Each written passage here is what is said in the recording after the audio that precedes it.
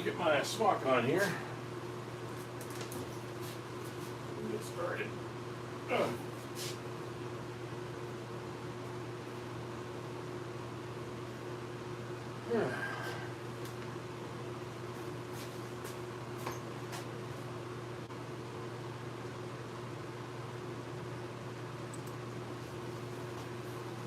All right. Get my stuff going here.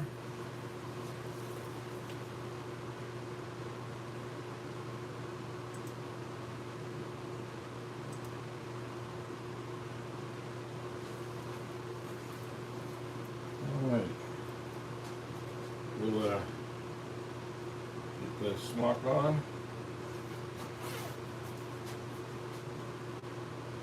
And put the mic on. There we are. Okay. I'm dressed. I'm ready to go.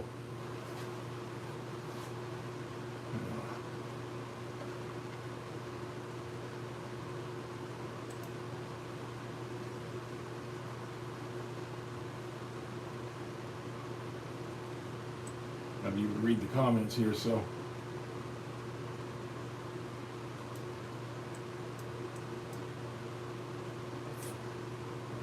Computer is like not responding real quickly this morning. I hope we don't have a problem with that. Hey Tim. Hey Soldier. Hi everybody. Good to see y'all. Just gotta get situated here just a little bit. So I'm going to show you a few things this afternoon. As soon as a couple more people get in here. But first, I think I'll show you. This is what we've done the last couple weeks. This is how this turned out now that I got the little shellac on here. That's how this ended up. It's a real nice cork bowl. That's a good nut bowl or something like that. And managed to keep this on in here. So that was good. And then these were the three pieces that we got out of the end of that oak burl that I had. And as you can see, they're all quite different from each other. But I kind of like, oops, let me get that a little bit better. There we go. I think each one is kind of unique. Each one has a different shape. And they're good for candle holders or whatever you want to use them for. But I think they'll probably go okay when I put them out for sale. But so anyway, that's what we've been working on lately. So we're going to switch gears today. We're going to go on to something that's a little unusual, a little harder actually. This is going to be lift it up here. This is spalted pine, and it's a lot harder than it sounds. It is pine. You see it has a lot of figuring to it on both sides. Also has a branch that's going right through the middle of it. So yeah, smack the like button if you would, please. I'd appreciate that, guys.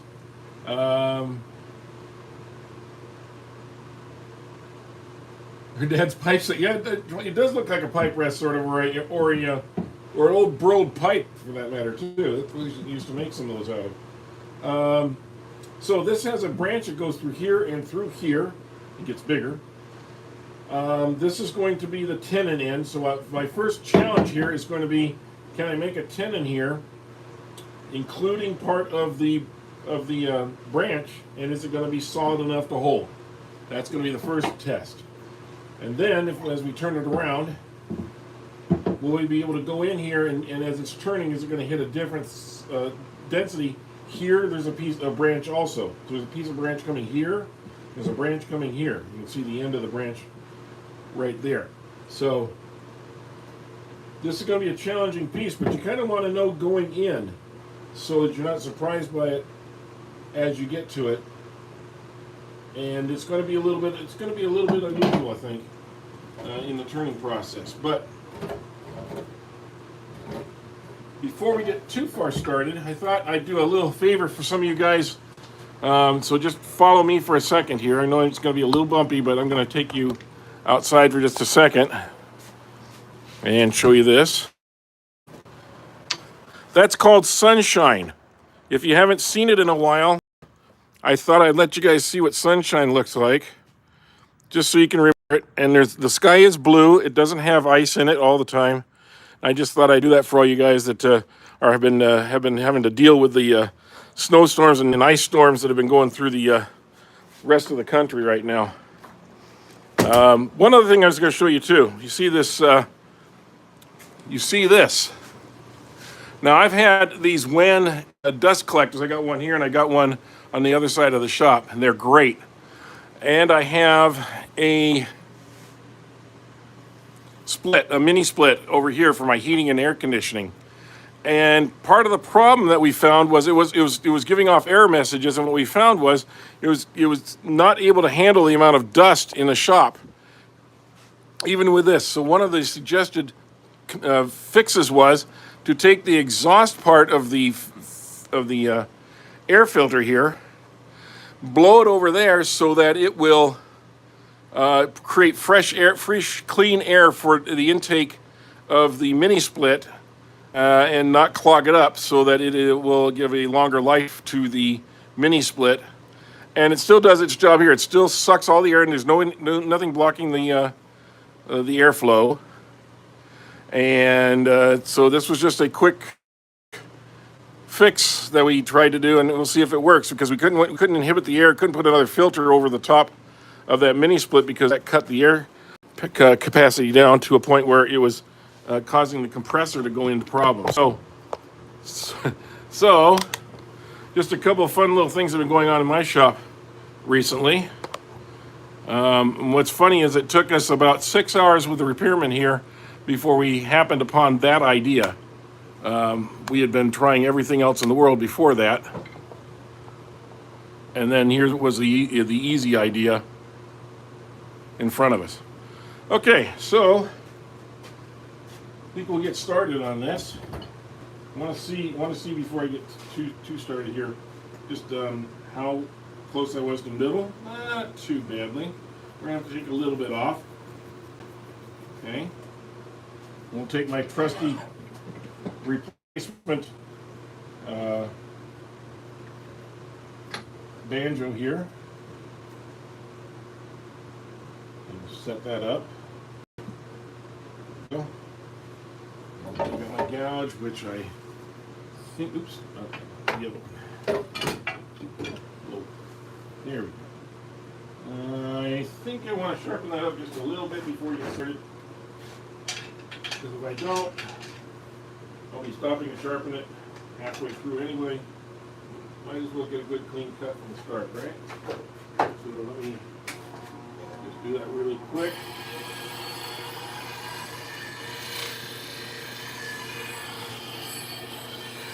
And just like that, we've got a sharp gouge. All right. I love that setup. Okay, we're nice and sharp. Have a new edge on there. I think that feels pretty good. Okay, we'll put on the helmet and we'll get to work here. See who we got in here. Plenty of sunshine here. Just it feels like 6 degrees. Yeah, I get that too. I'm not rubbing it in, not rubbing it in, soldier, but I did hear you guys kind of saying, you've had enough of it. So I figured, well, yeah, you've had enough of it. So I get that too. All right, let's go home.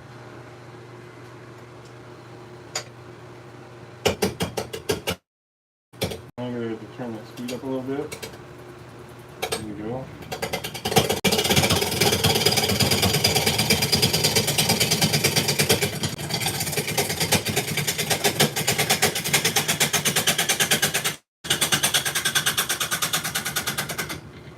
one thing I should mention.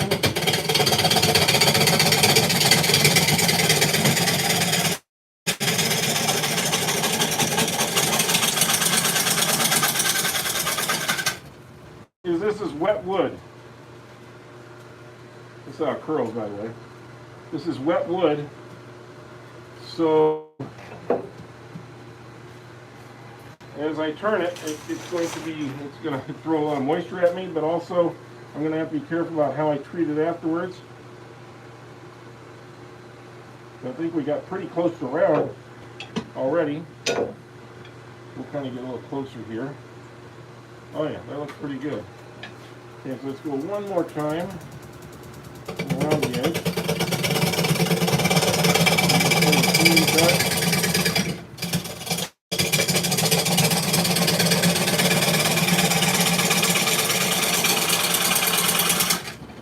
There we go. Scraping cut that.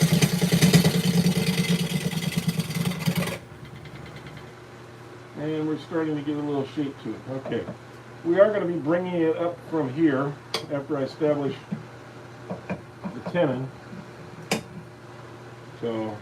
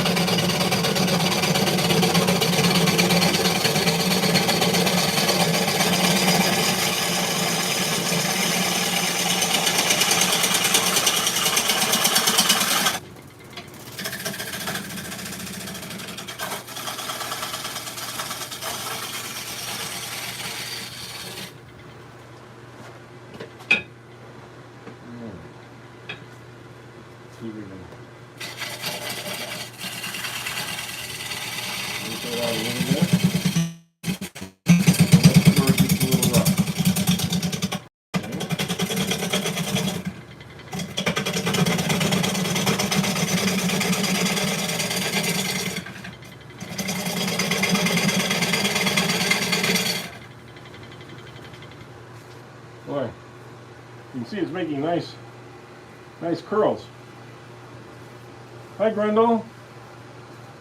Good morning or afternoon to everybody, or evening, as the case may be. And I see we've got some sort of opening or wormhole here or something. Have to deal with that at some point. I hope it's not a live worm still.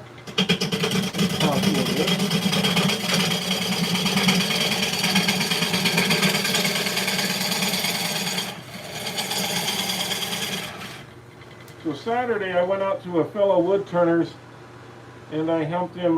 He had a down piece of wood that's been down for about 10 years and it was really termite infested and everything else.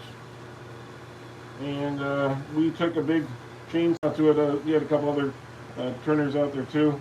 Took a big chainsaw to it and it was really hard. It took several minutes just to cut through it at one time. And as we were cutting through the wood, of course, various little animals were coming out of it. And we found that we had a complete community. We had everything from termites to very small bugs to spiders, or long-leg spiders, to lizards. And we cut one of the lizards in half accidentally. One of them apparently got out of a hole and the other one didn't as the saw blade came down through it. So we had 1.5 lizards left. And I guess they were, one is eating out to the other, and then eating the other, and eating the other. So it was like, this evolution of different animals coming out of there.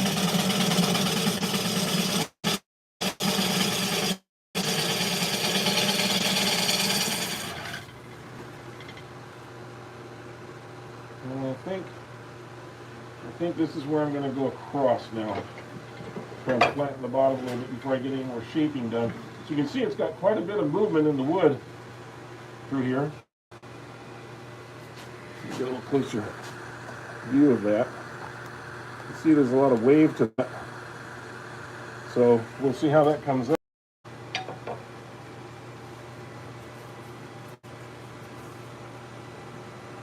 Waiting to be educated, huh? Well, I don't know if you made it today, but you're certainly going to see something you don't usually get to turn too much, and that is spalted pine is not something you come across all the time. You won't find it in any wood store, I don't think. Oh, I got to raise this up. So this is not. Whoa. I'm used to that being a lot more resistant when I was using my makeshift rest, and now I got used to using one that's actually made.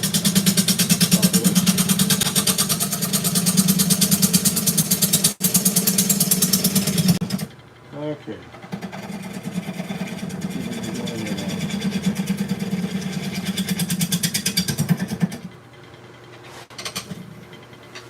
That's what I didn't want to see. See that come out? See it come out there?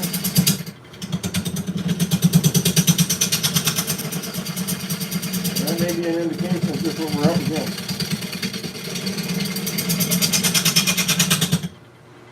This may be exactly the problem of what we're up against, because that is right in the center.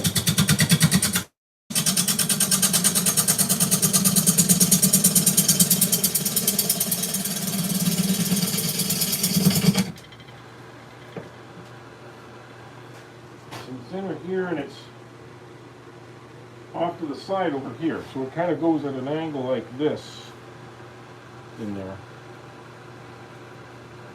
And that's the biggest part of it. This is another piece of it. So let me take this.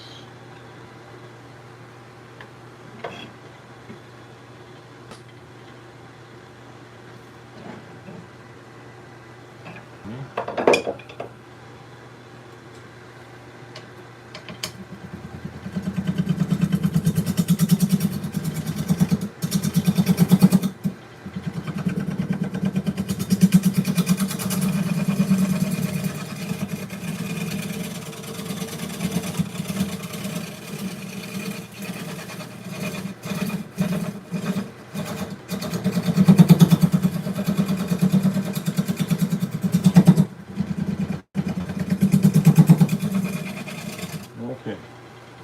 I think we're going to have to go to this one here to get that. Right, the scraper. This yeah.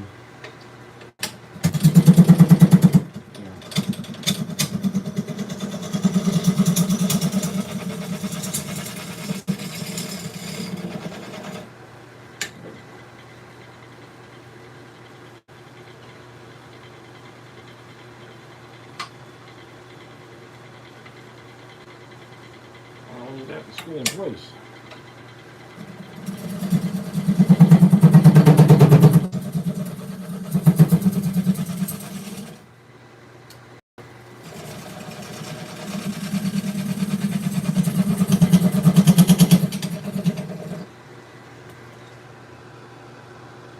It's kind of ripping out right in here, and that's not a good thing. So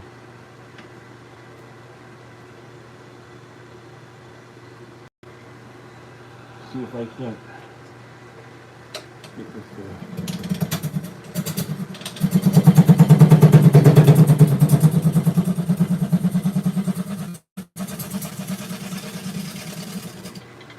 It's very fine trimmings. Hi, James.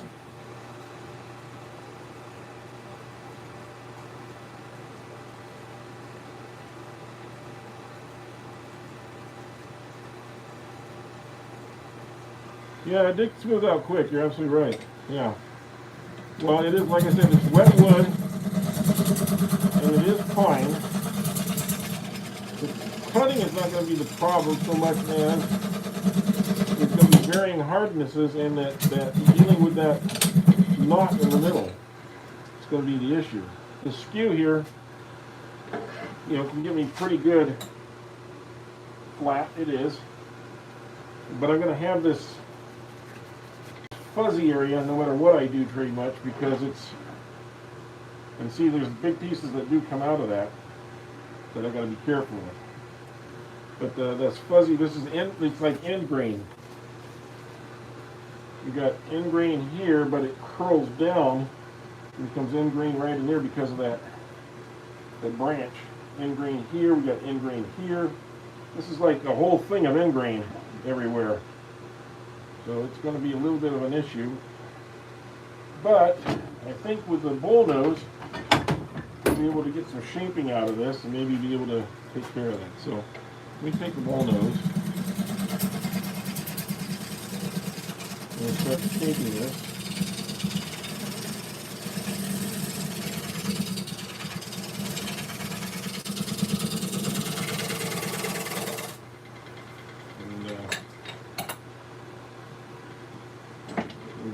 Here.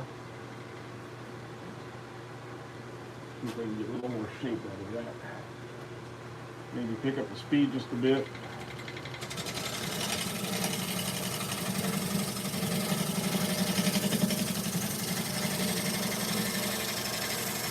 So a good bull nose scraper is really a handy tool because you can shape your curves.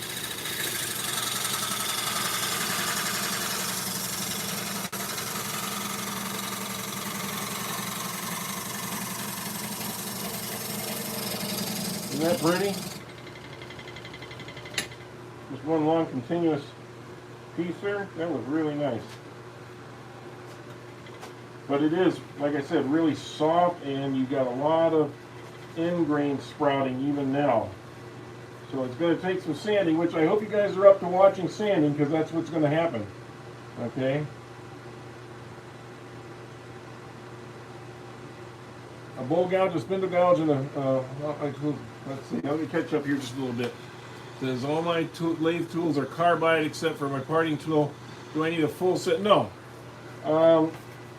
If you notice, I use this, what's considered a 1/2 inch or 3/8, depending on how you measure it, but it's the standard size gouge. I very rarely use the smaller one. So I would not buy a set of 3, I would buy the one you need, okay? I would buy 1 or 2 really good scrapers for the inside of a bowl, and this set from Amazon is about $39, $40. Worth every penny. It's a Benjamin's Best. I have a couple of straight scrapers, and then as you notice, one goes this way out, this one goes one way in. They both are thick. I find these both very useful. Not a necessary, not something you absolutely have to have, but boy, it's kind of a really nice to have one. And at least one bull nose scraper. You can turn almost an entire bowl with a bull nose scraper. It's been done. And of course, a couple of skews. Everybody's now going to the skew, and that's kind of what these are. These are skews.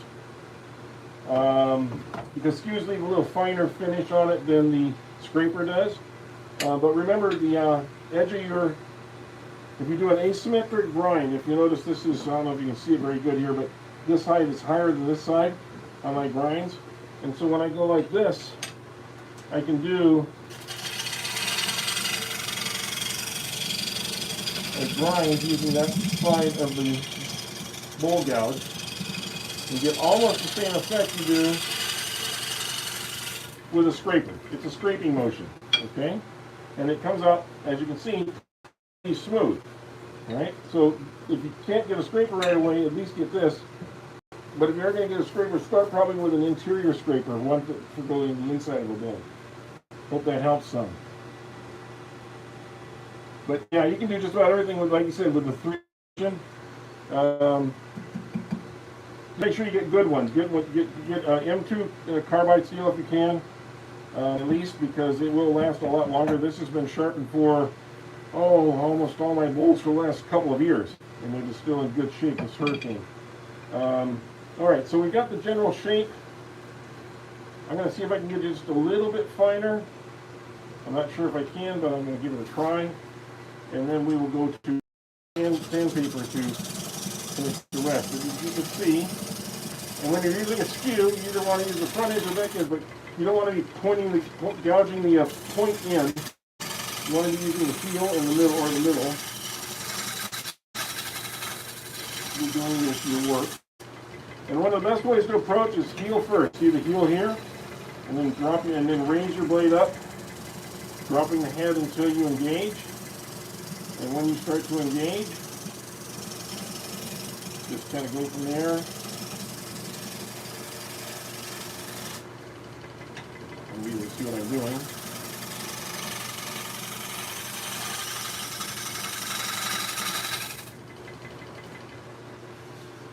And we have a pretty nice, very little up sprout there. That really made the nice finish, even better than the scraper did. So we'll use that. Okay. I think we got our bowl shape. Now we're going to try that tenon, and I am cross my fingers nervous. And if you could, please hit the like button. I'd appreciate it. Or subscribe if you haven't subscribed yet.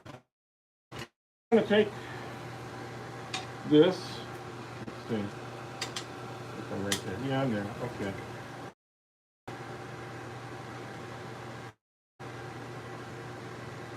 I'm going to try and make a tenon for my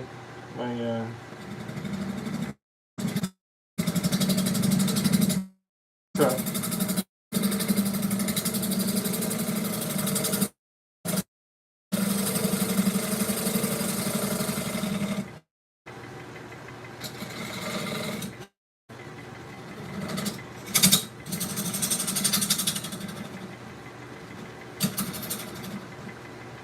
Okay, let's see where we're at.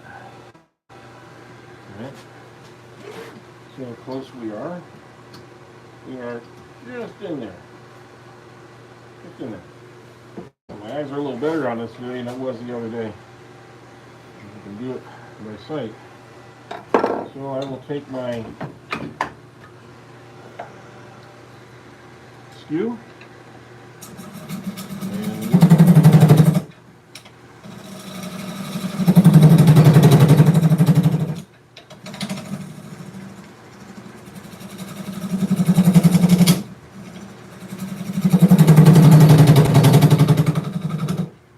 That sound does scare me a lot.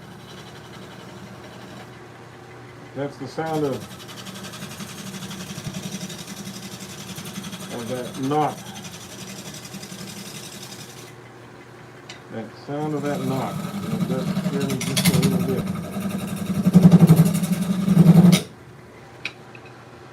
And though I don't usually use a substantial... Boy, I just have this feeling this is going to tear out on me, but yeah, we're going to go for it. I'm going to make this a little bit deeper than I normally do.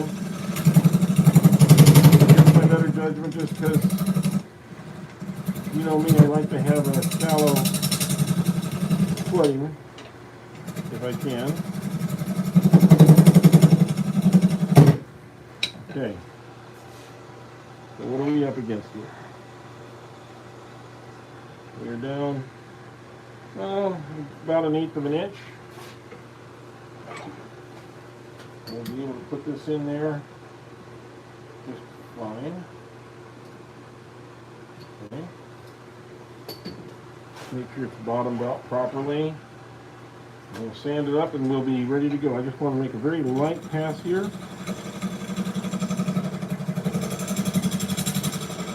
You want it to be dovetailed in just a little bit. You want it going in this way just a little because I have a dovetail footing or on my grip. So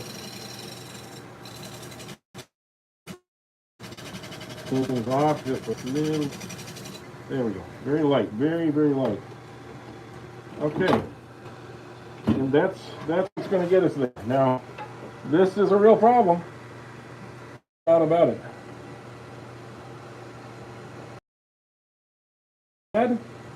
And Bauer Check is actually really good. I use the Bauer Check quite often. That when it was on sale, it was $90, really good price.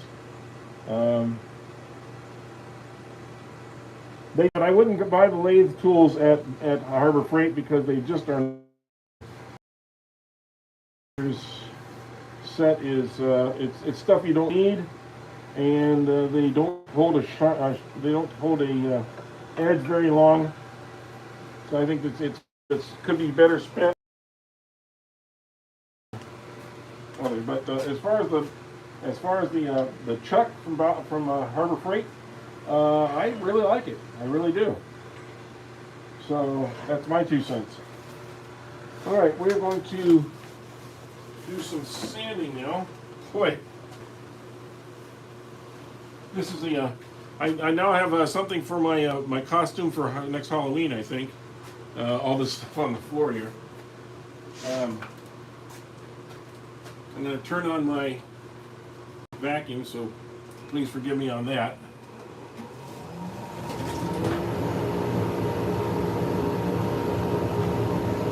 Yeah, and Tim, if you want to hunt me up a little bit, I can. We can certainly go through this. We can even do a FaceTime or something like that if you want on that, if it would help. Be happy to go over that with you. So, but I do have a couple of videos. By the way, Tim and others, I do have a couple of videos on my channel that talk about lathe basics and about gouges and the difference between gouges and skews and so forth. And you may want to take a look at those. They're not very long, and they will give you quite a bit of information about what you're looking for on a lathe, and also what you're looking for, what the parts are. I think it's a 2-part video, part 1 and part 2, about getting started with a lathe. And it's under my regular videos on the channel. When it's warmer, yeah. Or when you get closer to having your barn or your workshop.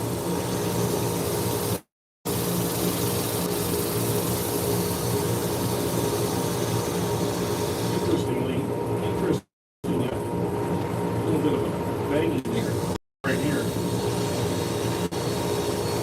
Now,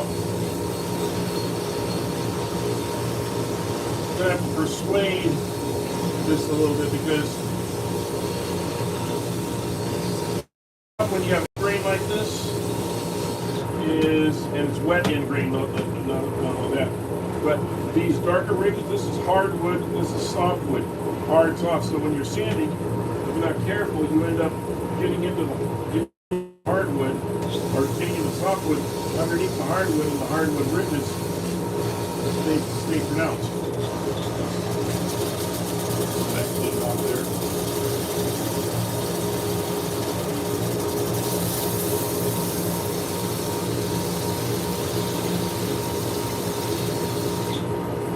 I'm going to go in reverse now.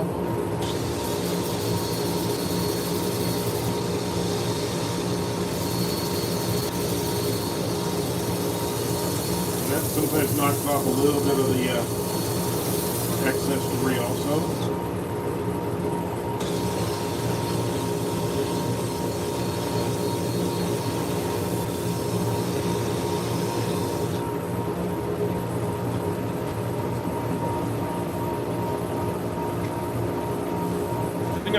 I'm going to get another clean sanding piece on here. This one's not performing like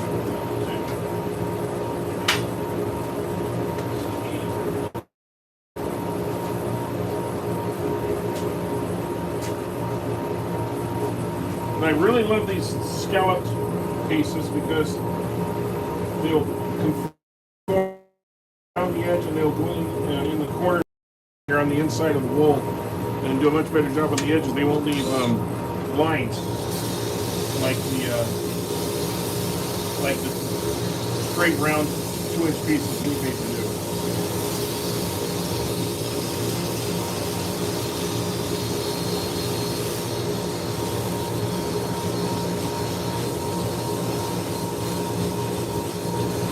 I'm going to go over this. And I know this is the boring part, but I hope you stick with me on this. Because we are going to get to the inside here in just a couple minutes. We'll do a little sanding on the outside. We'll put a little bit of a finish on it just so you can kind of see what it's going to look like. And then go to the inside, so stick with me here. And while you're waiting, if you could hit that like button or subscribe, that would really be helpful too.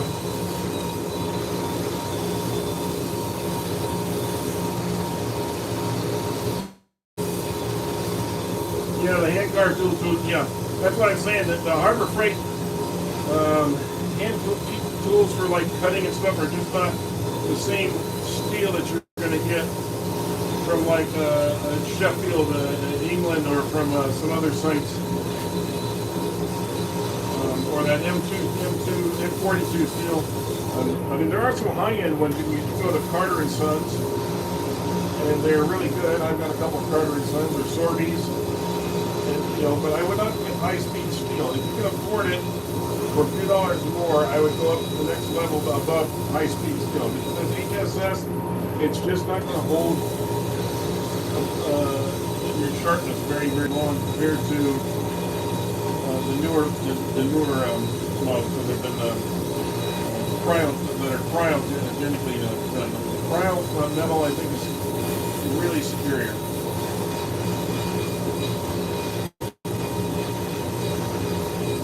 And there we go. Okay, that's starting to get rid of some of that sprout and starting to feel pretty good.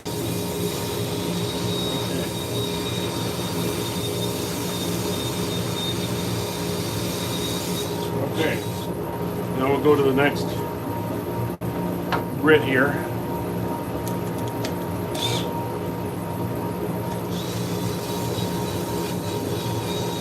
Kind of smooth this out a little bit.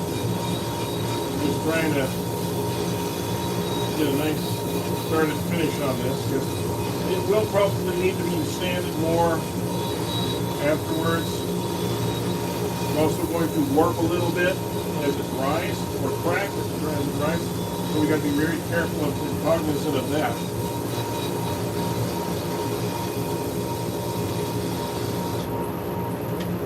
Yeah, M2 or M42, either one is really good.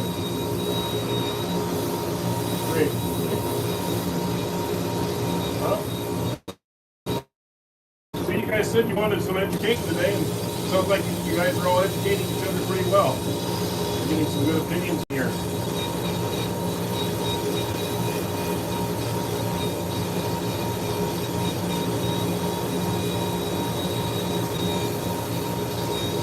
Guessing that we have some people that are outside of the United States.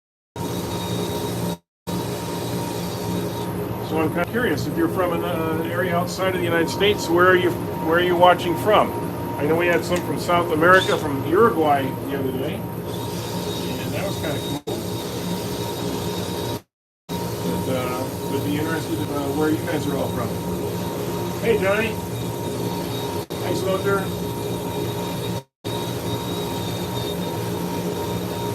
Soldier, are you done throwing snow for the day? That was a lot of work you were doing this early this morning.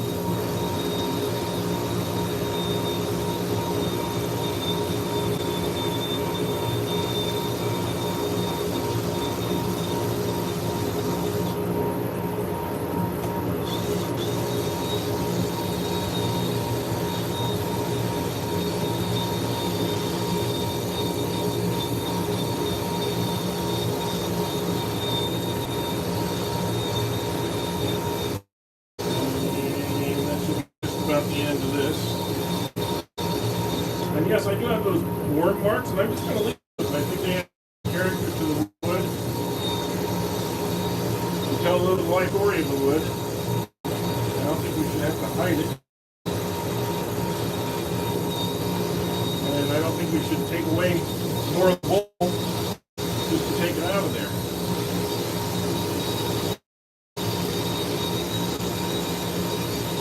So that just wants to sprout and sprout and sprout right there. Well, that's going to do it. So I'm going to turn this off. Okay. By the way, if you're curious, this Carter and Sons, and this is a M42 cryo steel from Carter and Sons Tool Works. They make a really nice tool, and an airline aluminum quality handle to it that you buy separately. It is a monster tool. It is really, really good. But boy, you're going to spend a lot of money on this. I mean, you're buying a tool that's going to last you for several years. So there's that, but just understand it is not going to be cheap. And you can do just as well canes that you can get from, say, Amazon. I like this just about as well, and it was a lot less expensive. But you pick what you like, what feels good in your hands. Is it going to fit your body well? Does it fit your hand? Does the handle fit your hand well? You're going to have to get another handle. The Sorbies come really nice with a nice long handle, about 22 inches or so. I mean, there's different ones that you can get. Pay attention if you're buying, especially buying online. Look and see what the actual length is. Is it this length or this length? That makes a big difference. Okay, this one you can put against your body. This one you can't. To use your body for extra hold. So big difference in those two.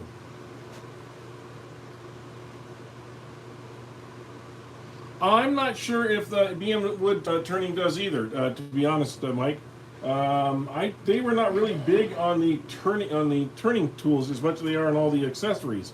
It seems like to me. That could be just my impression, but I mean they didn't seem to spend a lot of time on that part of it. If I was really going for it, I would think I would go for either English.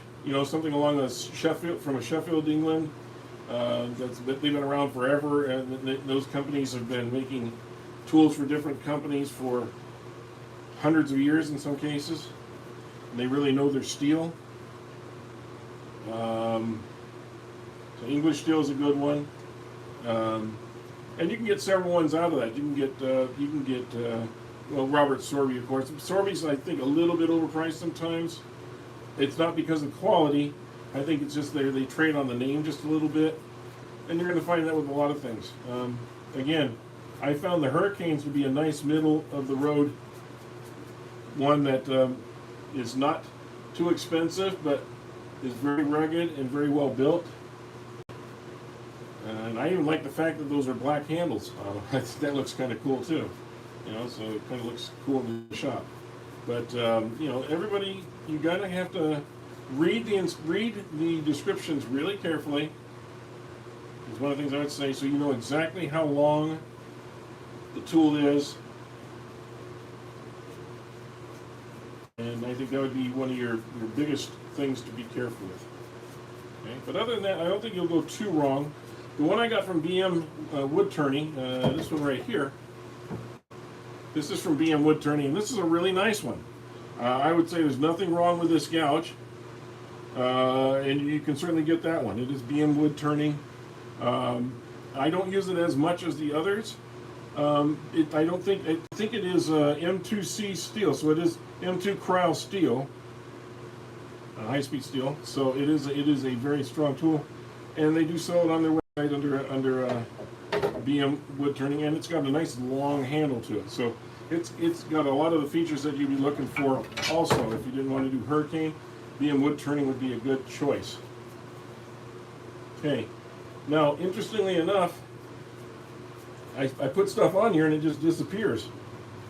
Even though this is pretty wet wood, it's just kind of sucking it up. Just sucking it in. And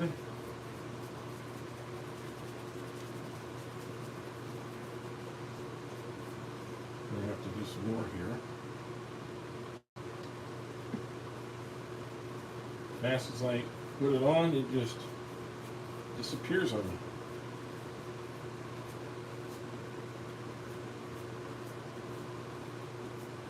Interesting. It's not that it's actually the wood is what makes it look blotchy. It's not me. That's just the wood itself. See that right there? That's dry as a bone. I put oil on there. Spread it out. We'll come back to that in just a minute and see if there's still any left in there. And that's really what you want to do with tongue oil anyway, is to put it on and let it soak in and wipe off the excess. You want to keep doing it until it stops sucking it in. Well, there's where we just put it in. It's dry again already.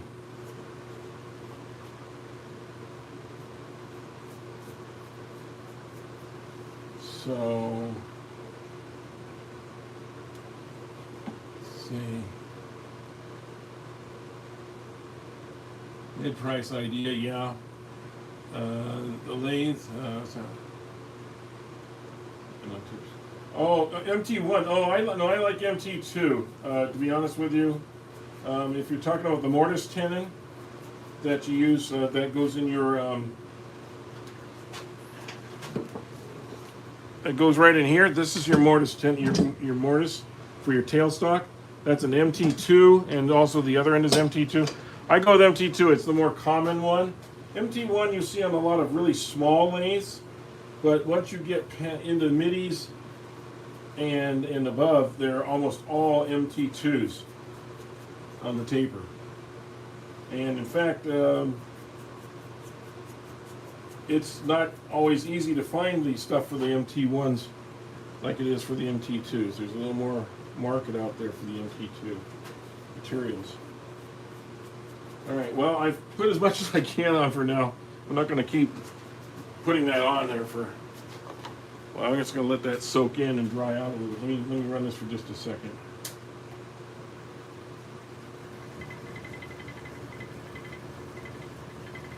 There you go. Nothing's even coming off of there. So that kind of tells you a lot.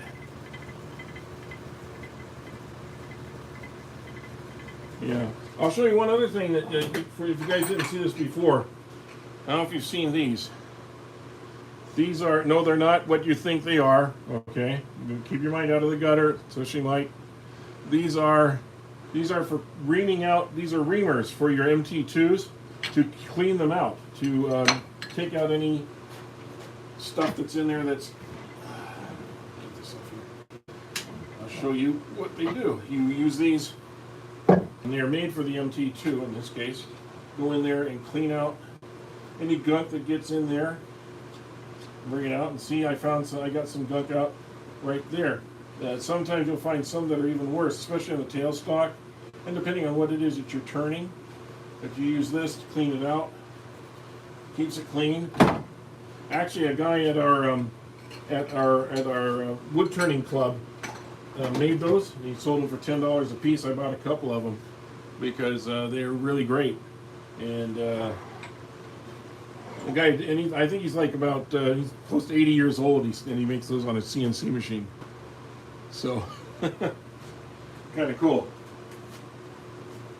So don't count us out as old guys. Don't count us out yet.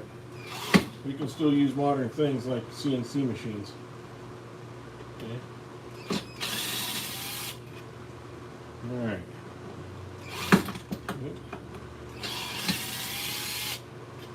There.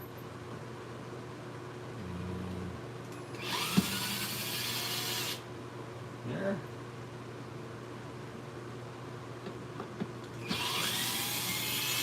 There we go.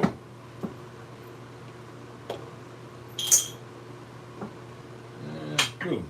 Okay. So we got that off. Now we can put this on.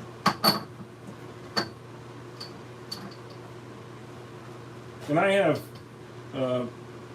three or four different ones. I use this one. This is my one-way chuck.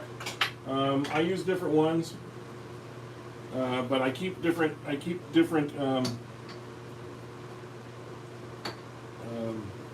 know what to call them. I keep different sizes of grips on the different ones, so that I can easily switch. If I need something that's got a 3-inch hold instead of the 1-inch hold or something like that, I can just easily switch between and not have to go and take them all off and put the other set on. Let me turn this real quick, see how close I am to center. Looks pretty good. Yeah, I've got a tiny bit of wall. So I'll just try and put that in a little tighter. Tighten it up. Tighten this up.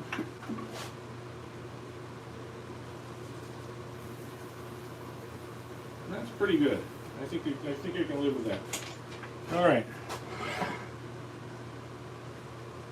So, maybe a little better lighting on there. I can. Okay.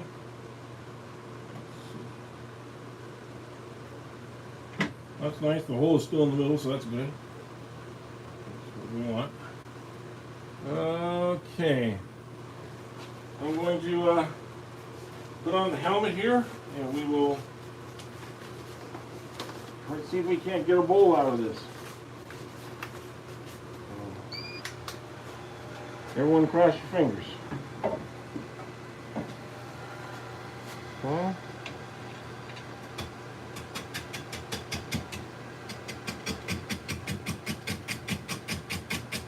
And it's just, I'm just trying to find the right spot. And I'll raise the speed up.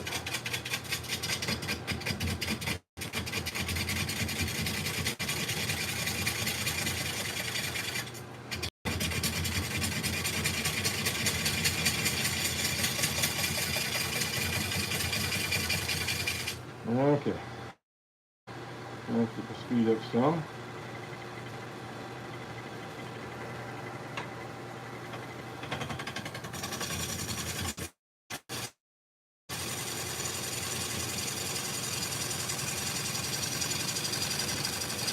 This first one is really the hardest one because I don't want to press too hard, and I got uneven terrain I'm going through.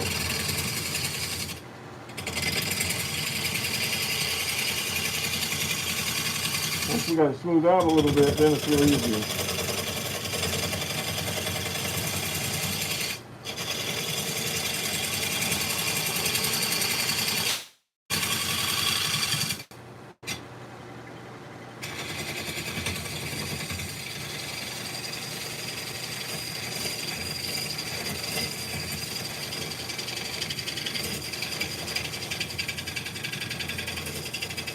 Now, I want to see where am I going to run. I'm starting to run into that knot. Okay, so I want to see how easily it's going to cut through that knot.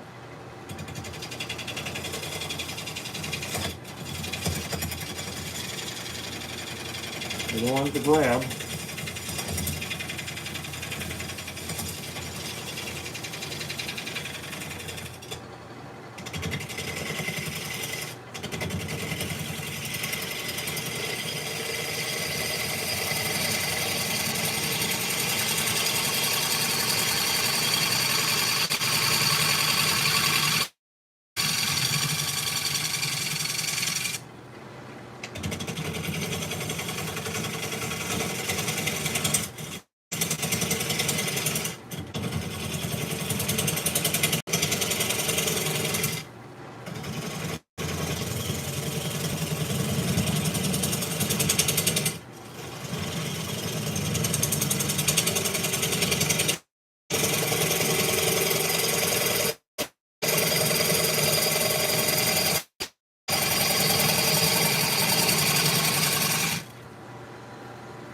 There.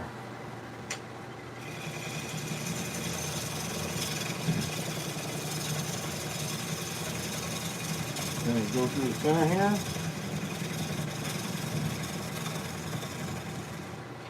Okay.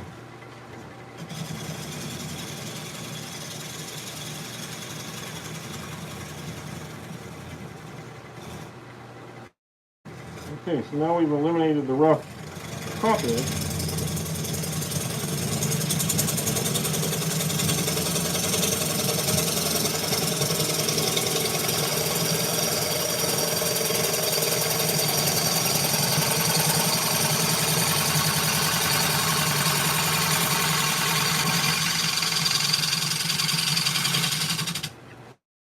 Alright, let's see what we got. So that's staying pretty solid, that's good. Hear the difference in the thumb. Really solid wood there, so gotta be careful. Alright, what I'm gonna do is I think I'm gonna sharpen these. It's pretty sharp, but I think I'm gonna sharpen it just once. I think you'll see it makes a little bit of difference. Just very quickly.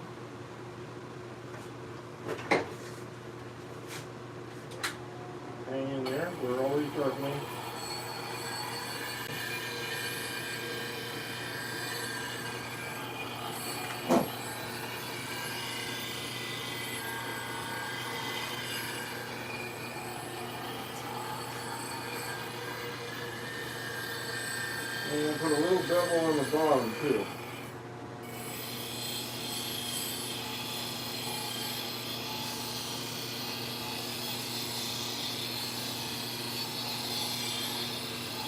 The secondary bevel is always handy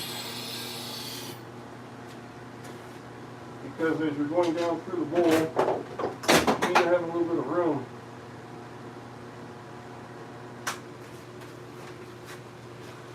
So that secondary bevel, I don't know if you can see it in the picture here, but you got your regular bevel and then you got a secondary bevel right here. And that makes it a little bit easier to scoop through as you're going down through the bowl. One thing they haven't done is clean off the edge here.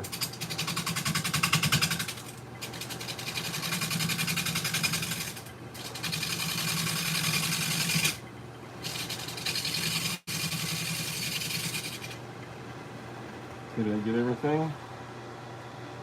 Not quite. Okay. Very lightly.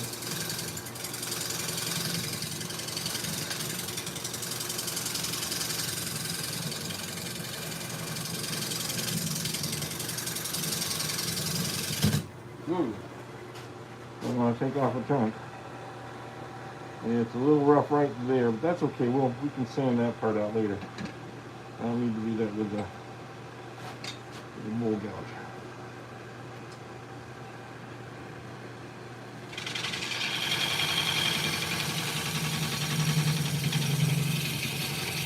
So as you can see, when you sharpen,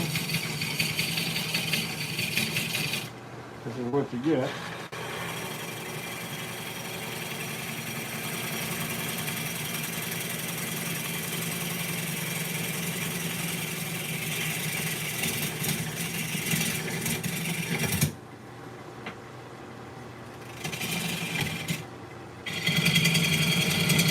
Running into something there, so I'm going to back angle it a little bit.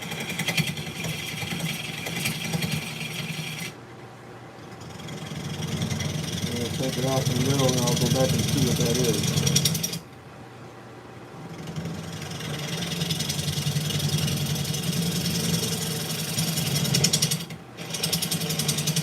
So it's going tick, tick, tick, tick, tick right there, and I don't know if that's that branch.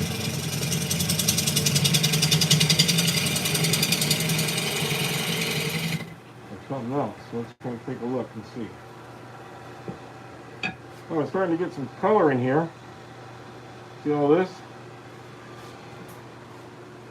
Starting to get some of that in here, and that's going to look really nice. You're getting a lot of different colors in the material too. It's going from light colored to dark, almost like what you'd see in a poplar or something. It keeps changing.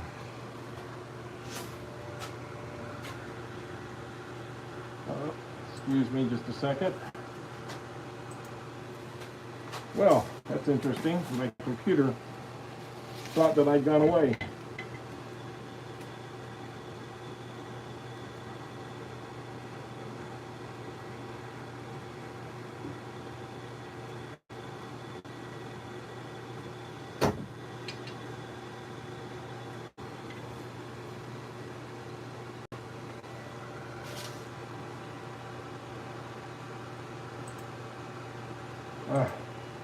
Give me just a second. I gotta bring my computer back up. And everything else is up about that.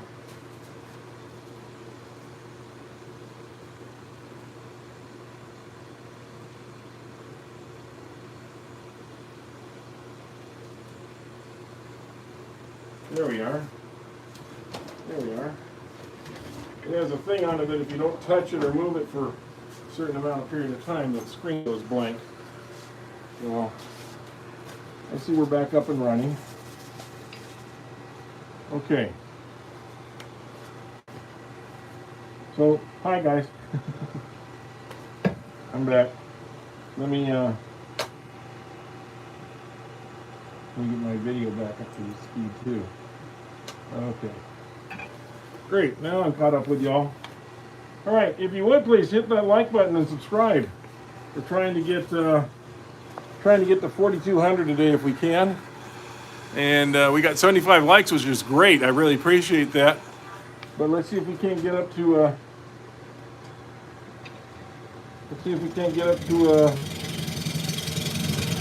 4,200 on these subscribers. I think I only needed 40 today to get to 4,200. We're on our way to 5,000. We'll get there eventually. We want to do it a little time. Now look at that.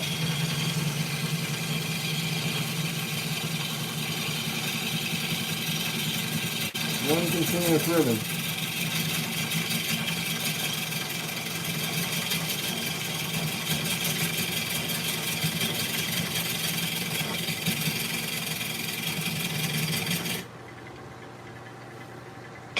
And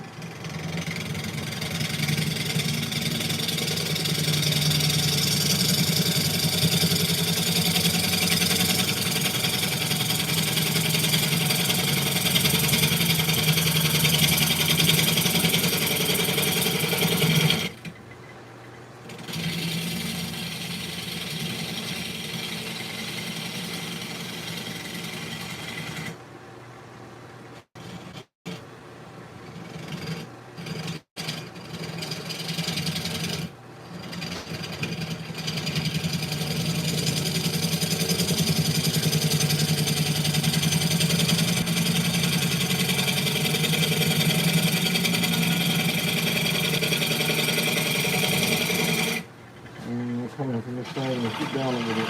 We need to come down a little on the edge.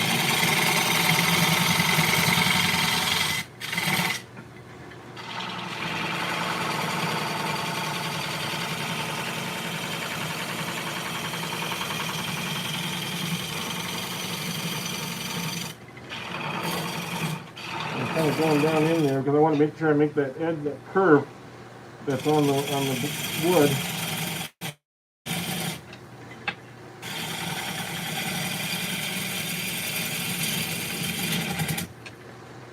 I want to add that curve so it matches on the inside as it does on the outside.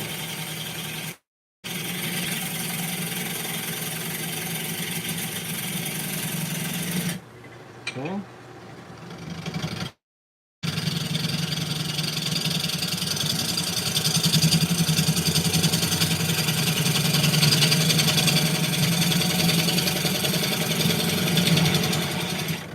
Okay, so we're a little over halfway through the bowl, and one of the things I want to do is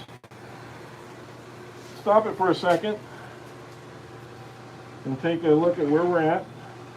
See, it's gouging here just a little bit. Be careful of that. Don't want to be pushing. I'm gouging. I'm tearing out here a little. That can cause a grab. So be careful of that. This is still holding nice and solid. Perfect. We've got to make sure we're staying true to the ridge here. In fact, we may want to go in just a little bit more. Okay, so something else that I thought I'd show you is, now the other day we were talking about this too. Can you turn with just a skew? Well, yes, you can turn with a skew. Mike from Whacking Shack knows this. So when I'm adjusting that side piece, I can use the skew just to take out a little bit of that edge.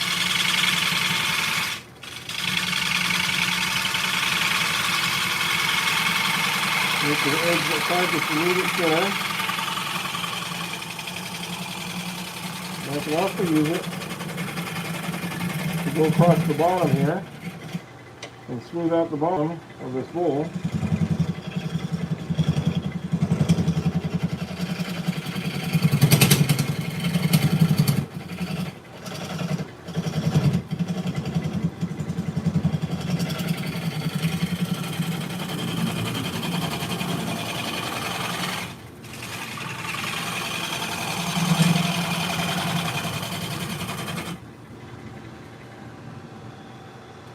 You can see how I clean that up, but it's also a little bit scratched, and it's tearing just a little bit because that's such loose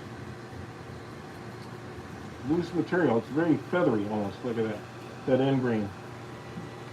Wow, that is a lot of tear out. So again, it's the angle, like you said, the angle of the tool But also, I kind of like using the gouge at this point, or the carbide even. We could actually go in there with a carbide. The carbide is nothing more than a scraper.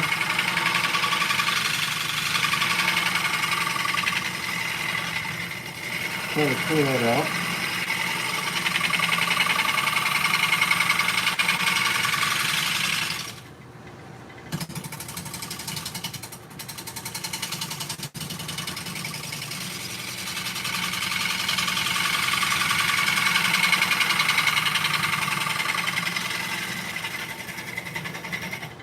See how that did.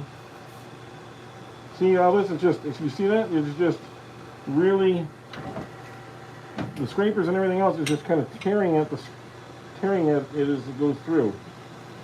It's not making nice clean cuts. That's why we stay with the gouge, so the gouge can go underneath and cut underneath it.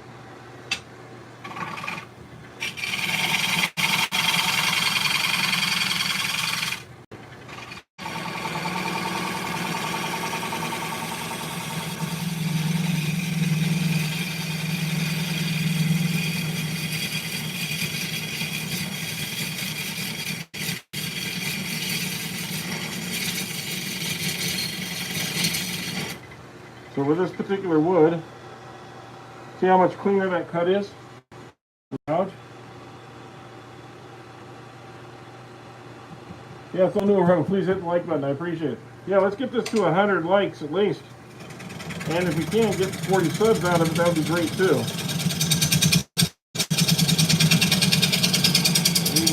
We were building the site really quickly, and then it kind of petered off a little bit as far as new subscribers, but we're still getting quite a few every time. Don't get me wrong.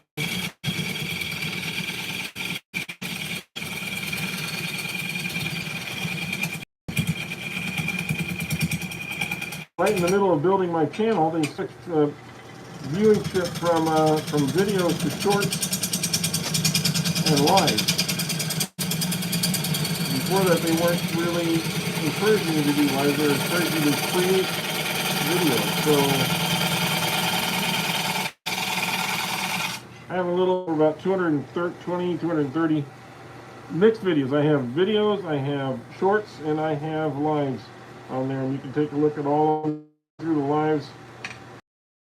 Some of them are quite long, some of them are not, but find ones that you like, watch through them. And there's a lot of material that we cover in the live.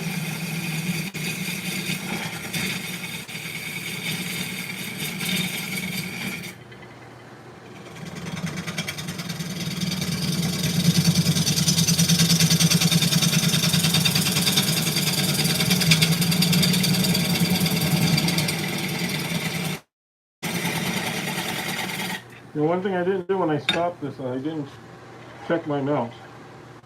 So far it's been doing, knock on, really well, but I want to make sure that I'm still solid in there. Just give it a tiny turn. You don't want to over torque. Don't want to over torque the chuck because it can actually cause a break in the wood. Yeah, I need to get through that a little bit. I got a little, okay. We are right about here. So this is where it starts to scoop down in. So we're going to be doing that as we go.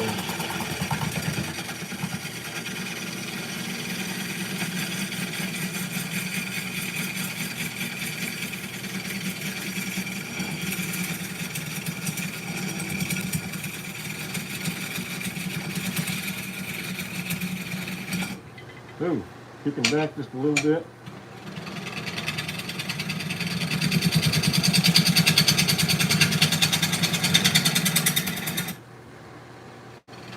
And I'm getting about as extended as I can on the rest.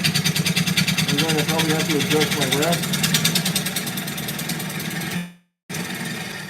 I don't like to be out an inch or more out away from the tool rest. So let's see.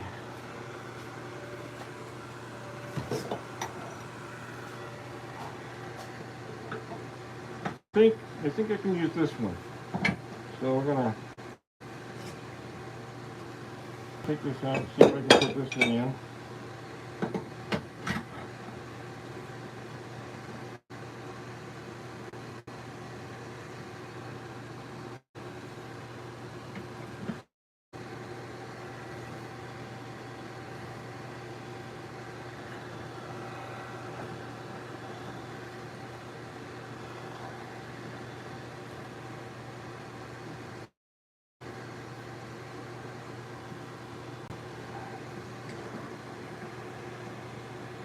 I think that be about there. I just gotta torque this and move. Okay.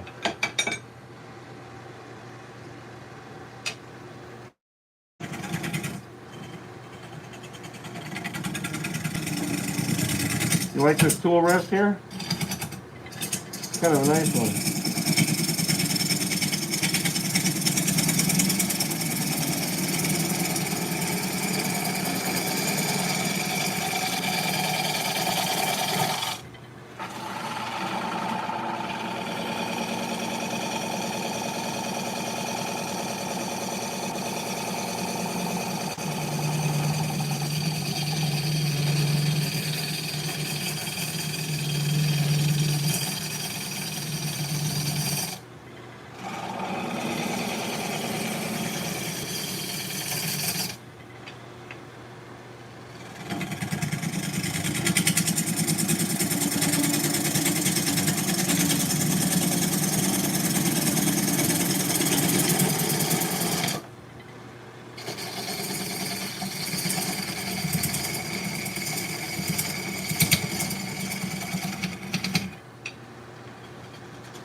I'm just going to keep going at it from different directions until I can find. It is getting a little bit harder wood in here. I think I'm coming across that second branch piece.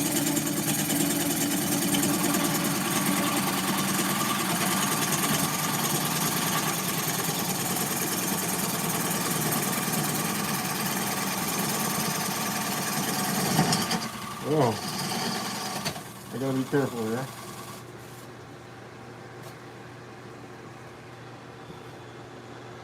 Okay, so I got the right slope going down. I gotta get it a little cleaned up, but I got the right slope going down. I'm down to about here, so I got about another half of an inch or so. What do we got going up here? Oh yeah, it's not. No, it's what it is it's spalted pine. This was pine that was in water for quite a long time, and no, it's not sycamore. No, this is spalted pine. I'm sorry, I wasn't watching up there, but I hope that answers your question, guys.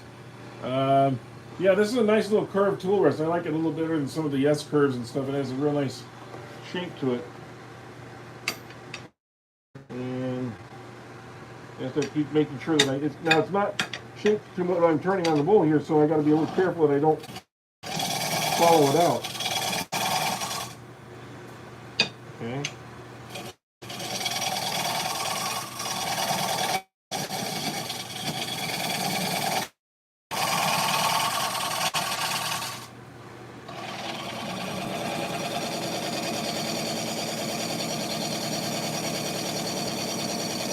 So we can use the toe here. Kind of curl and curve in at the same time. You see that technique using the bevel here? And kind of keep that curve going. Just matching the curve of the bowl. Now I can't take all that out at once, very confidently anyway, because that's a lot of material to be trying to take out at one time. Boy, I'm going to get rid of some of this though. Whew, it's a lot of it. There we go. Got to keep the work area somewhat clean anyway, as I'm going through here. Whew. That's a lot of wet wood. That's going to go out into my garden. Start composting for the spring, right?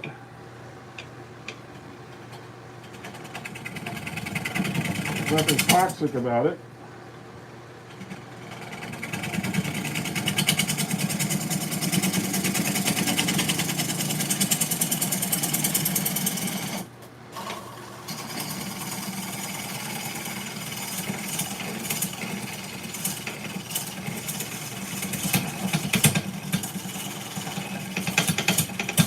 Oh, I'm hitting something there.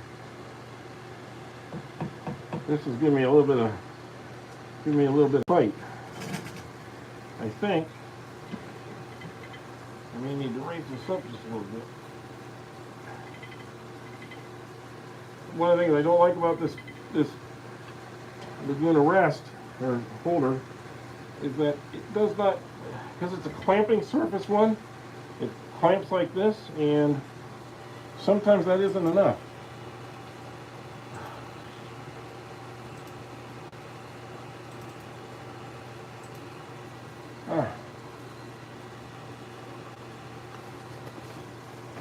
I'm going to have to hang on a second here, guys, again. I don't know what's going on with the computer all of a sudden, but it's giving me a little bit of grief, and I just want to make sure it's working right here. I know you guys can see me, but I want to make sure I can see what you guys are saying too.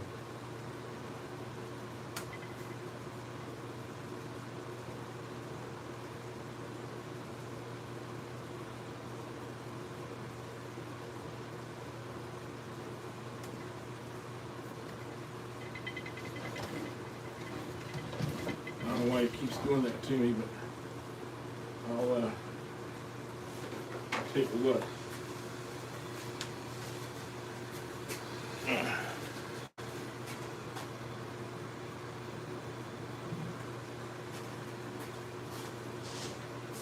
Actually, the battery's charging. Plugged in.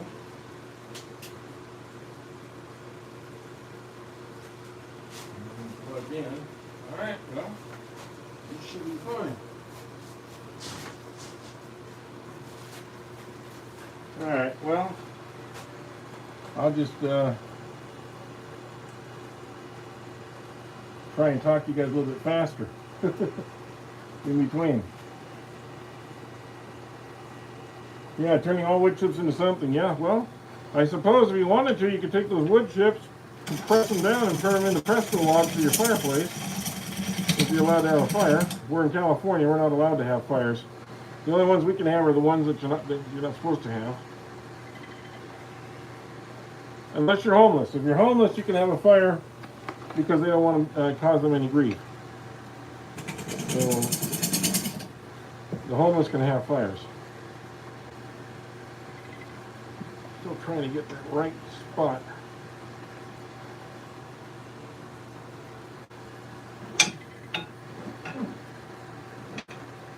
That's not right.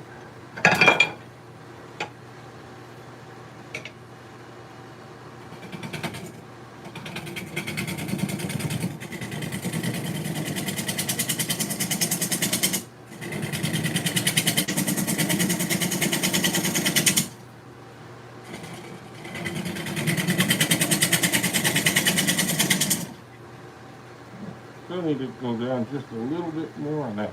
Ooh.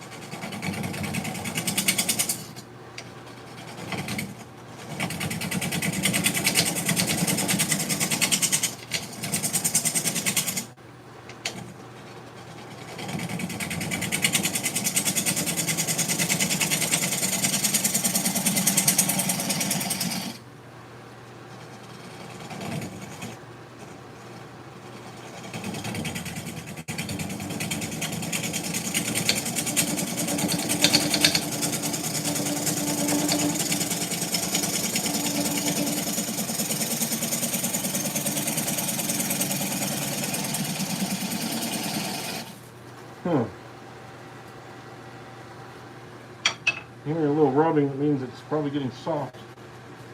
The edge is going away just a little bit. That sometimes happens. You want to make sure that your light snow, frigid, yeah, I know, you guys are having a lot of tough. Perfect for watching live. Yeah, well, it is. You're right. It gives you something to do until the power goes out anyway.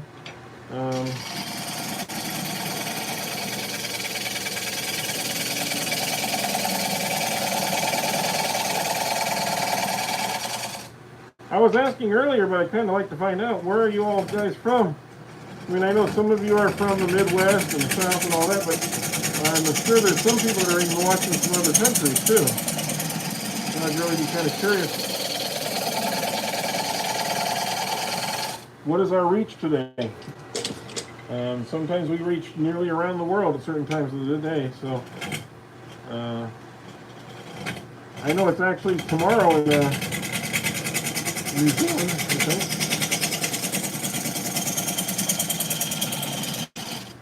It's tomorrow morning in New Zealand already.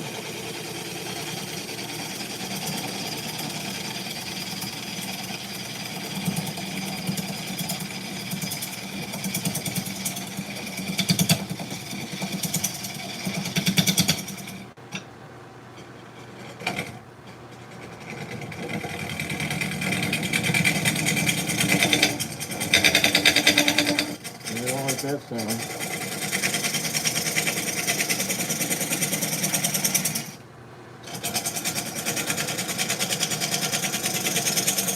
Now I'm going to take really light passes here.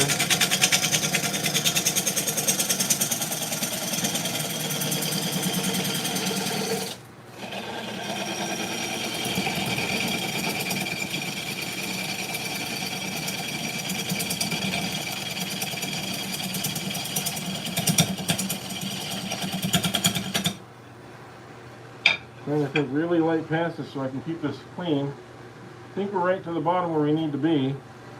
I'm going to try using my scraper here to clean this out. Hopefully it'll work. And clean out the bottom.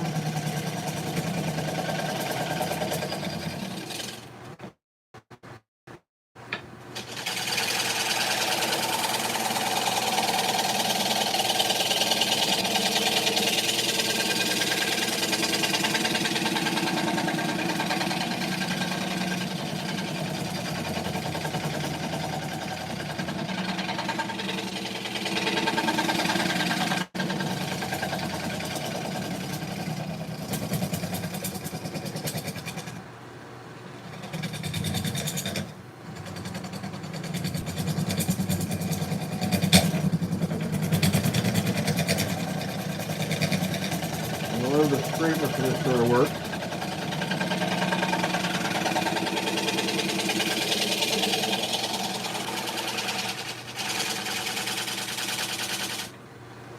Let's see, what have I got here? I've got a little, it's not really a ridge, it's a little something there. I can clean that out, maybe just a little, get that cleaned out just a little.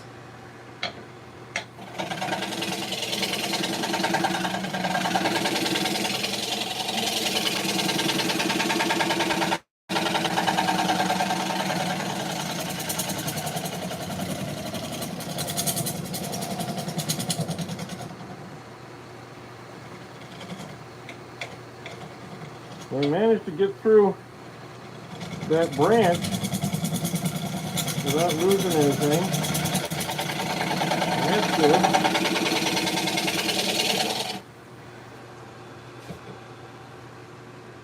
Okay. So a lot of rough, even with all that scraping and all that. Try this negative rate scraper just once, just to see if it'll do any better with that.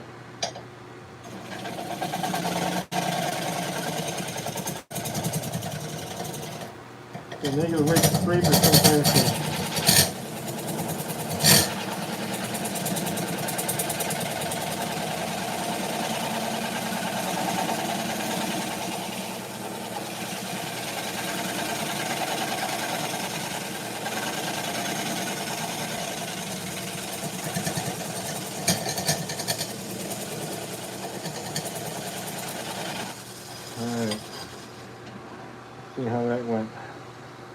That took a little bit of it out. I think the rest is going to have to come out with sanding because there's just no way. Yeah, it just tear out is just crazy with this, even with sharp blades. Like I said, it's wet. Maybe this one, I don't know. Maybe.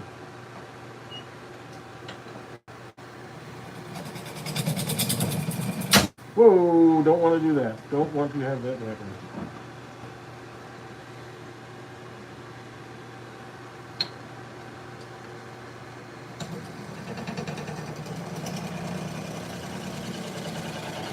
That was not good.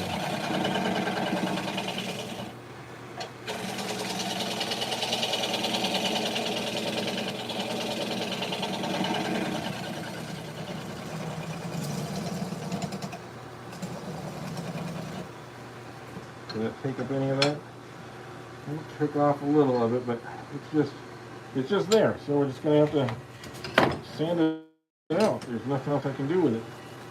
We're going to have to just do what we can, right? So, let me take this out. We'll turn on the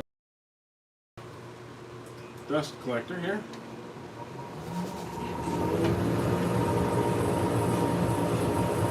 Some of this cuttings out of the way. Boy, there's a lot of tree here.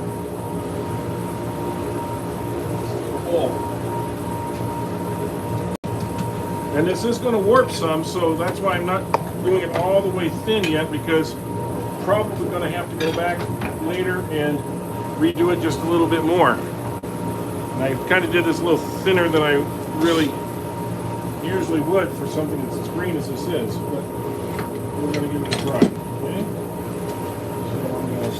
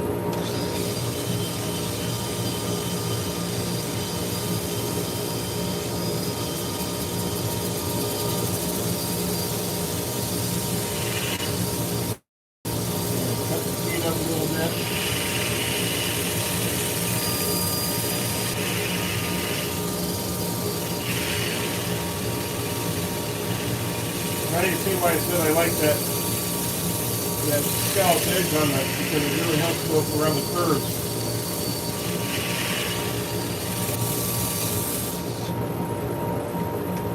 As we're doing. Let's see if I can bring you in just a little bit more.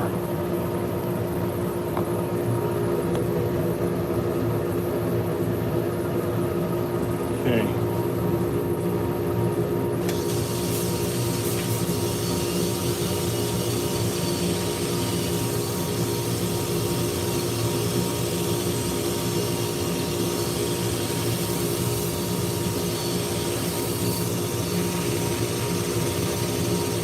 What's going to happen is I'm going to put tung oil on this. The tung oil is going to harden. And after it's hardened, I'll be able to go back in here with my gouge tools in a couple of days and take out some of these scratch marks and some of that feathering of the tear out will come out with us too, because the fiber's going to be harder. But right now, they are as soft as cut grass. And they're just not, even with a sharp tool, they're not really cooperating very much.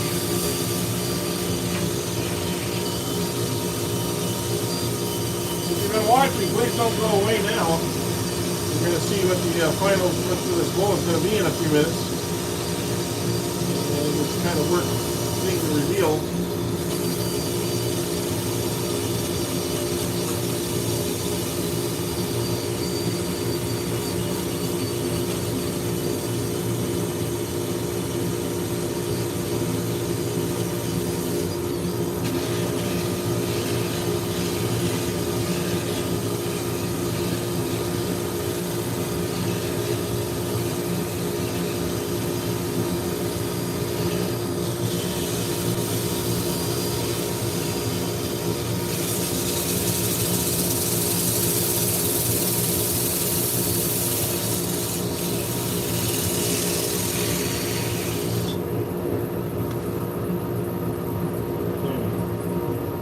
The first grit will go down to us a little bit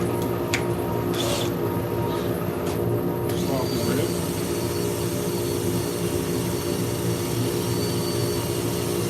Like I said, this is just, we're going to probably put this in the microwave and microwave it a little bit, get some of the moisture out of it. And after it's had a chance to dry up a little, we'll go back and we'll return the inside and make it smooth. It's not going to be perfect right now. It's not going to be perfect right now, but it's going to be the first stage of a two-stage turn.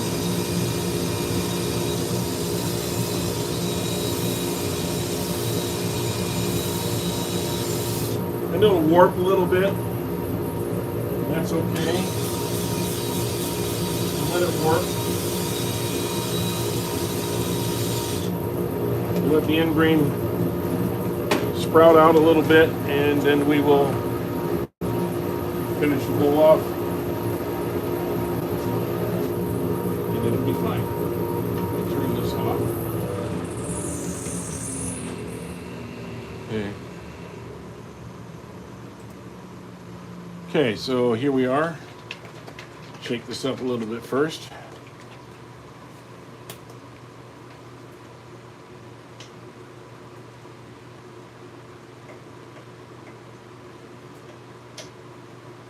I have a feeling this is going to suck a lot of this up real quick, as fast as I can get it on the brush. And as you see, it doesn't change the color much, because it's already wet wood. It's already the dark color that it would be if it was wetted by the oil. So, unlike others where you see me wetting a dry piece of wood and it gets darker because it's getting wet, this already is. So, not as much of an impact when you put something on.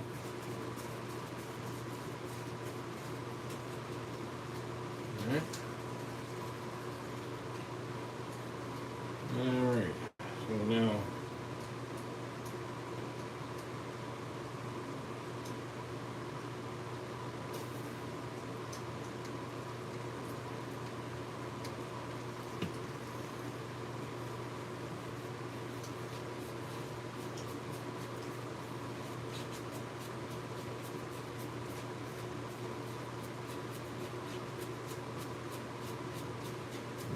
That in there.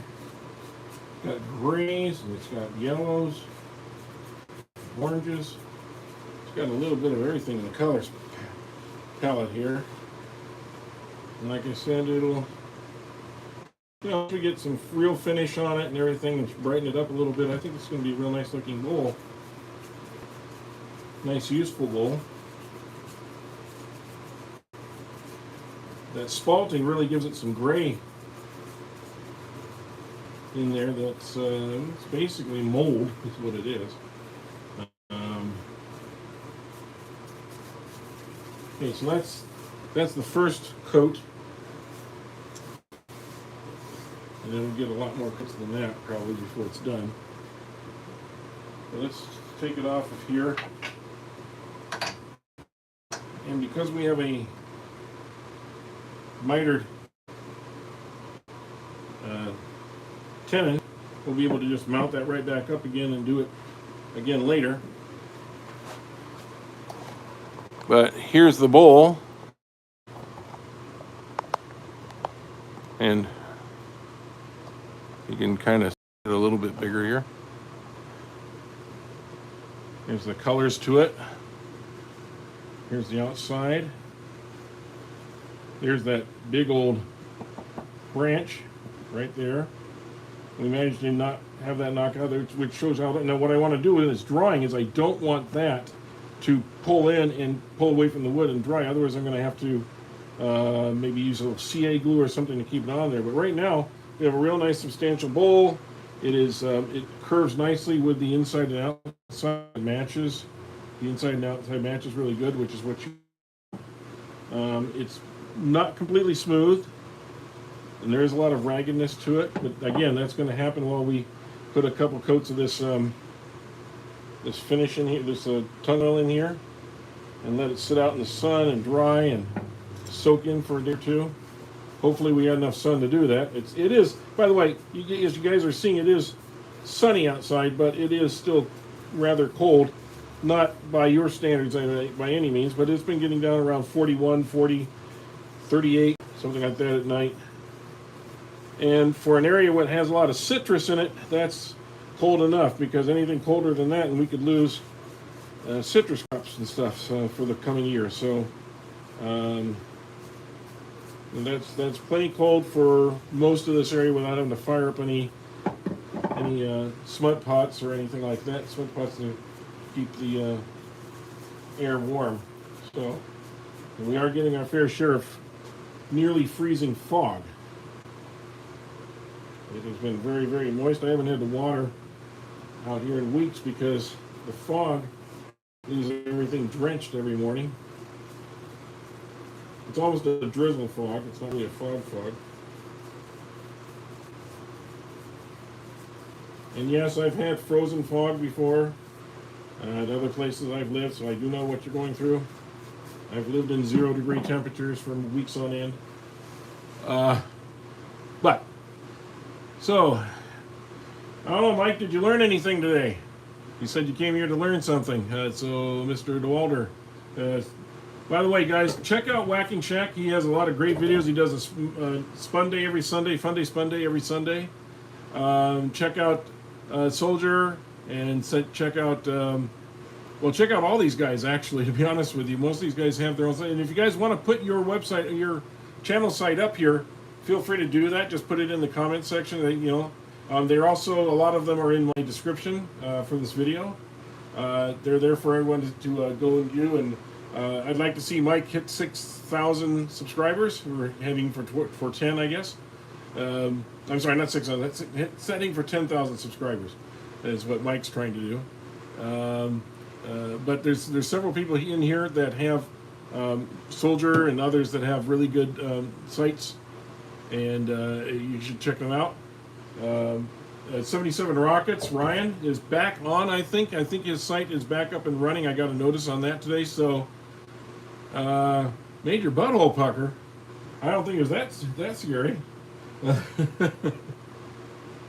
But sometimes they pucker just for the fun of it. So there's that too, Mike.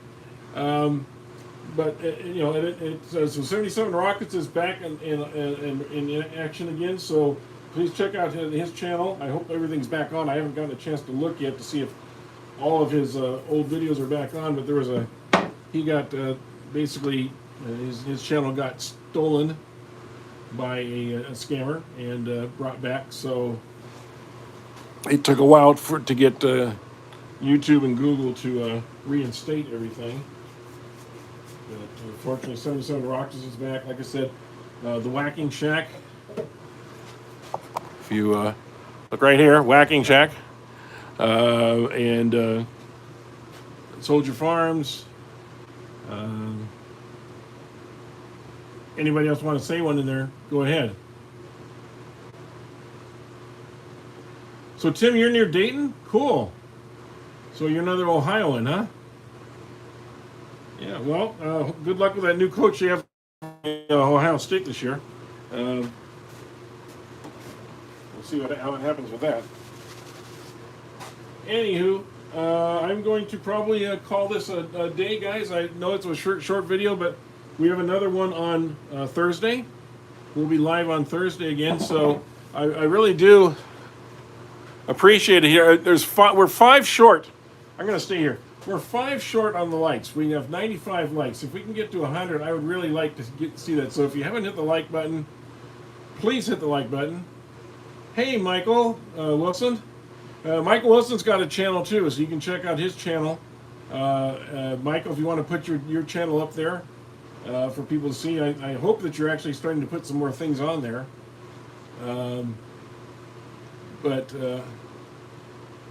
But yeah, guys, I really do appreciate everybody being here today. And like I said, if you would hit the like button to get us to 100 likes, I would really appreciate that. How close are we getting? I'm showing 97. We need 3 more. If we could just get 3 more likes, I'll stop talking. So if you want me to shut up, 3 more likes will do it. Or double tap your screen, or hit the like button. That would really be great. And subscribe if you can too. I'd really like to get some more subscribers. We are starting to build the subscribership up pretty good, and we're going to start doing some special things for our subscribers coming up here in a little bit. But I'm turning 1, 2, 3 bowls at a time, so we're turning a lot of bowls every week, and would like to see what you guys would like me to do. If you missed the beginning of the show, this is what we turned the other day. These are from the same piece of oak burl, and if you didn't see them earlier, I did them in 3 different shapes. I did this one with a curve up shape, I did this one with a flat bottom shape, and then this one in an oval shape. I really wanted to keep all this, so it was really hard to do this and keep this and not lose its branches. Same with this one, it had a little bit, and then this one had some interesting edges to it too. These are pieces that really should not have been turned. They were the cutoffs from the main bowls that I did, and I think they came out pretty good. I really like this one with the branches coming out of it. They're going to be basically candle holders, I think, more than anything else. Little 2.5, 3 inch candles. This one's probably about an inch and a half candle, that you can put in here. And that's what they'll probably end up being. You can see how pretty the wood was on the bottom. You can see that. This is what the actual wood was. So the other bowls that I made out of this were really spectacular. Okay, so if you can imagine that, and those sold right away. Everything that I sold out of that burl went really fast. And this was the finish of that cork bowl that we did the other day too. The cork oak bowl that we did the other day. Now it's gotten sprayed with some lacquer and so forth. I think this one is really kind of a standout piece because you don't usually go dead into the end grain, right into the middle of an arm of a piece of wood with the pith right here. And we managed to do it. And I think it really looks kind of cool how it splays out in all directions there, and the bark just really sets it off. And I'm sure this will go for a pretty good price. So I don't have an Etsy site. I suppose maybe I should, but I don't, because it's just not something I do. We're still two likes away, guys. We're at 98 likes. We can just get 2 more likes. We can be at 100.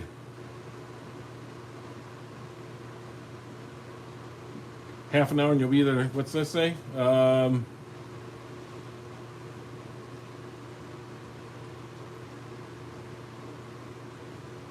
You just subbed to Mike Wilson. That's great.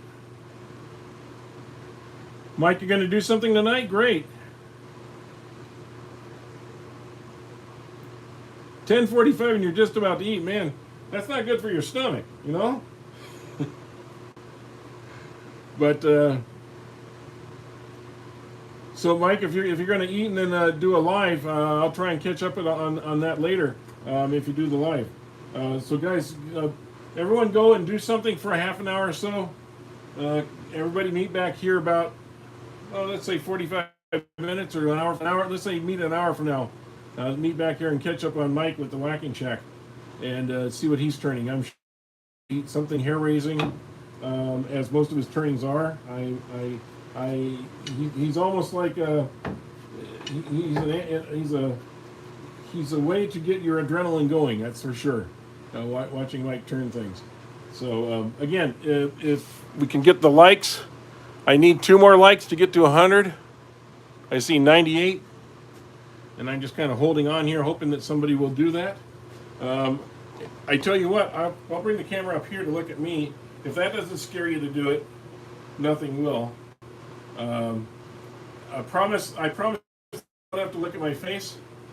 Just hit the like button. You dropped your next video today and more recording tomorrow. Cool. Yeah, being a professional chef, you are used to eating late and cold a lot of times too. I worked that restaurant route for many years, and I understand exactly what you're talking about, Michael. And it's not easy on your tummy. I got to tell you that. I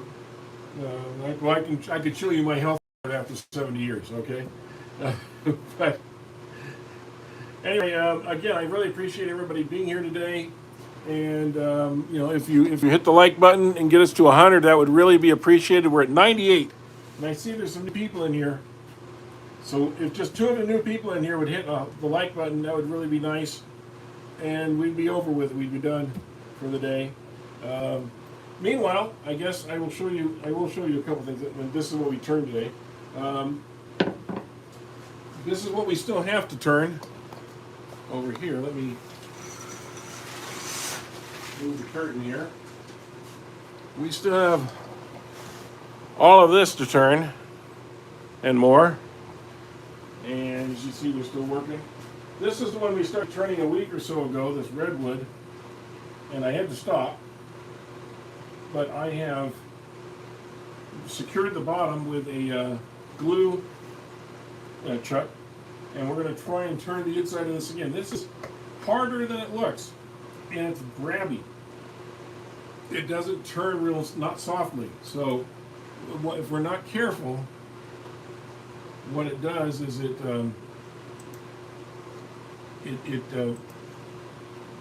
really will grab and take it right off the holding. So I think that this glue, this hot glue, will fix that, and we'll be able to get through the bowl, and we'll be able to make this beautiful redwood bowl. So that's what I'm going to try and do on Thursday. It might be dangerous. It may come flying off again. So this, and by the way, guys, this is not a lot of wood. This is just the wood that I have sitting on this table here. I have a whole shed full of blanks ready to go too in another shed. So this is just the first pile. There's about 45 or so here still. There's probably another I want to say 50 or so in my shed. Plus I'm going to the woodworking meeting this weekend, and usually you pick up 2 or 3 pieces that guys have in the back of their truck at the woodworking wood turning meeting. So when I get back from that, I'll probably have some interesting pieces to turn, just like I did this time. That's where I got the jasmine that I turned. Another one that we want to be turning soon is this cottonwood, and I've deliberately done it this way so we can maybe save the cork on this one. And if we can save the cork on the top, not the cork, the bark on the top of this one. And so this will have a bark top on it, or a live top. Not sure if we'll be able to, but that's on that one, and also on this one, the 2 pieces of cottonwood. So got a couple nice pieces of cottonwood ready to go, and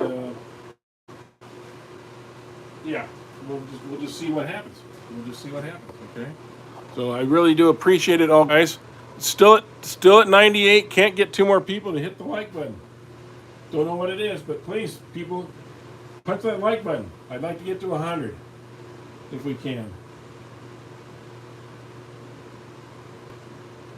Yeah, Michael, and I get my own wood. I don't purchase it, but so that way, if I screw it up, You know, it's my screw up, and I don't have to. You know, it didn't cost me anything.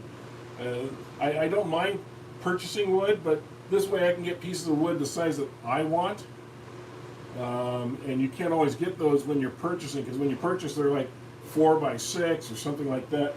And you know, you get a piece of wood that's, you know, like this, for instance. You know, you get a piece of wood like this. Well, what are you going to make out of that? By the time you make a bowl out of it, it's going to be about a bowl about this big and this tall. Right? Or you can do glue ups. You can do 2 pieces or 3 pieces together.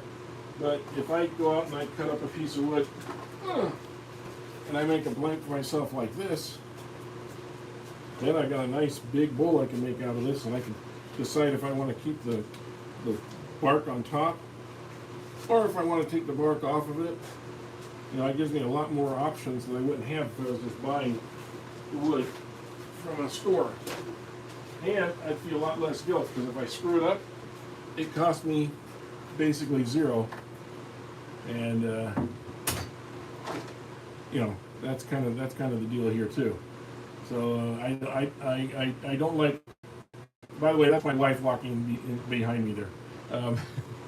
I think I'm cutting into her crafting time, and this is her nice non-aggressive way of telling me that I'm cutting into her time in the shop. So anyway, well, I keep trying to get to 100. We're at 99. One more person. Be the one person that still hasn't hit the like button, and we'll be done. Just need that one more person in here to do that. I feel like I'm begging.